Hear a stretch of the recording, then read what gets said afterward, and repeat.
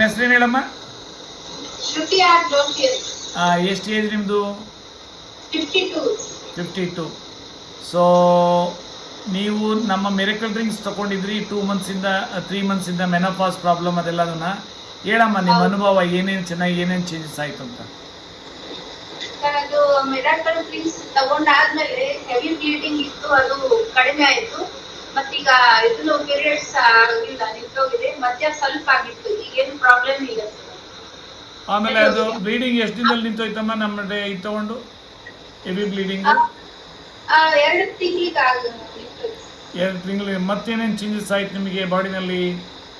ಕಾಲು ಉದ್ಕೋತಾ ಇದ್ವು 2, ಅದು ಅದನ್ನು ಕಡಿಮೆ ಆಗಿತ್ತು ಸರ್. ಅದು ತಗೊಂಡು ಒಂದ್ ತಿಂಗಳಿಗೆ ಕಡಿಮೆ ಆಗೋಯ್ತು ಕಾಲು. ಆಯ್ತಮ್ಮ. 3 ಮಂತ್ಸ್ ಕಂಟಿನ್ಯೂ ಎಲ್ಲ ನೀವು ಬರ್ಕೊಟ್ಟಿದ್ದೆಲ್ಲ ತಗೊಂಡಿದ್ದು. ಓಕೆನಮ್ಮ. ಅಂದರೆ ಏನು, ಇದು ಗ್ಯಾಸ್ಟ್ರೋ ಸಪೋರ್ಟು, ಲಿವರ್ ಸಪೋರ್ಟು, ಆಮೇಲೆ ಕಿಡ್ನಿ ಸಪೋರ್ಟ್ ಬೆಳಿಗ್ಗೆ ಮತ್ತೆ ಸಂಜೆ. ಮತ್ತೆ ಅಗಸೆ ಮಜ್ಜಿಗೆ ಎಷ್ಟು ಸರಿ ತಗೊಂಡಿದ್ದೀರಿ ಪ್ರತಿದಿನ?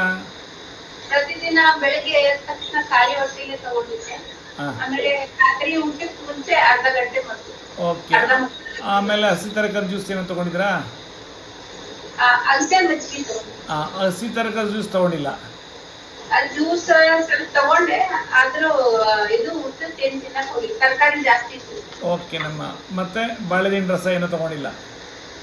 ತಗೊಂಡಿದ್ದೀನಿ ಕಂಟಿನ್ಯೂಸ್ ಮಧ್ಯೆ ಮಧ್ಯೆ ತಗೊಂಡಿದ್ದೀನಿ. ಓಕೆ ಅಮ್ಮ, ವೆರಿ ಗುಡ್ ಅಮ್ಮ, ವೆರಿ ಗುಡ್. ತುಂಬ ಥ್ಯಾಂಕ್ಸ್.